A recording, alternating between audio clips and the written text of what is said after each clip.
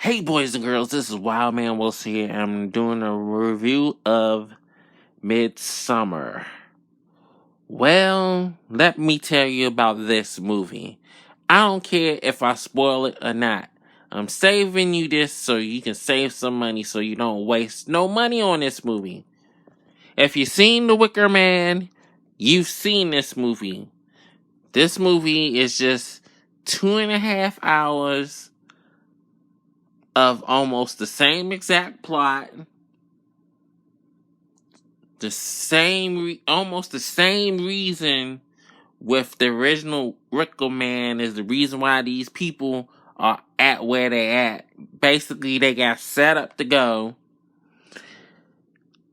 The main lead, she was so whiny and so irritating and so clingy. You figured that by the end of the movie, after all her boyfriend did what he did for her, she just let him get burned up. Basically, if you remember the ending to The Wicker Man, where he got burned up in The Wicker Man, instead of it being a Wicker Man, it was a giant rectangle barn.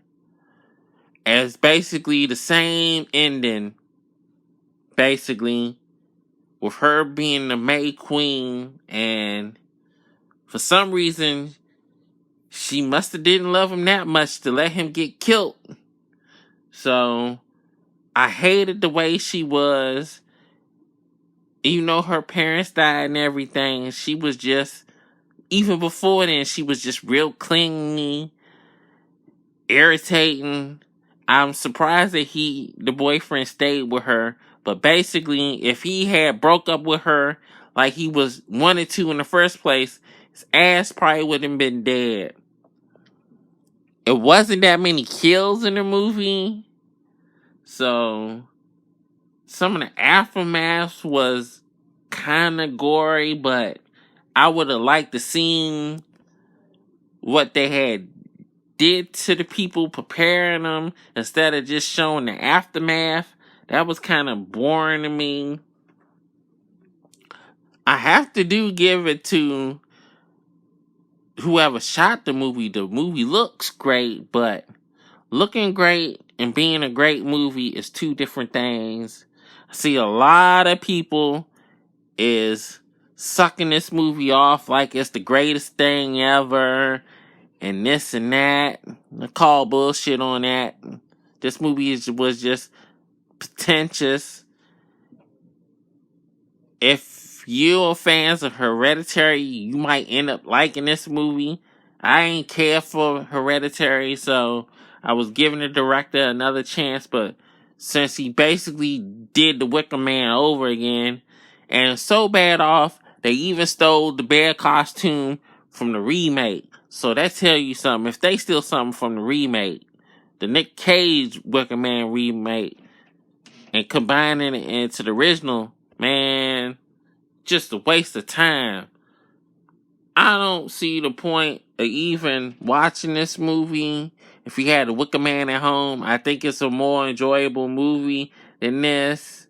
None of the characters you could really cling on, because all the main leads, the people you supposed to be cheering for to hopefully get out, all of them are assholes. So it's not anybody really particularly interesting in the movie. The lead just totally turned me off, and what she did with her boyfriend just pissed me off with the movie. I knew nobody was gonna get away, but I didn't like the way they did that ending. It just was whack. This movie is just whack. It almost reminds me of what they did with the part 2 of The Blair Witch. Basically, they did the same movie over again with the same beats. And everybody was unlikable in that one too. So, to me, just wait for it to come on cable. Don't even bother about even renting this, buying the Blu-ray, cause it's just, So, If you agree with me about this movie, you agree with me.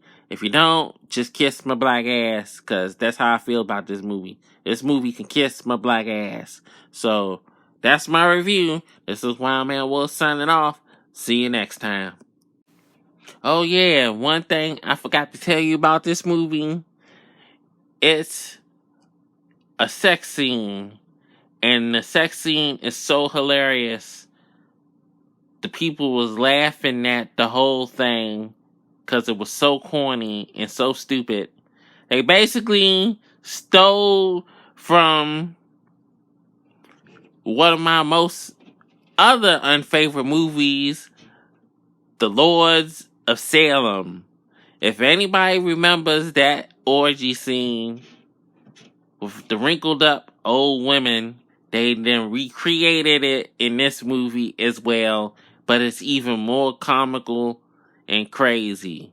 So, that's another thing that this movie, Jack, was this scene as well. So, nothing is original in this movie. That's the way it is, and that's how I feel. Alright, bye-bye.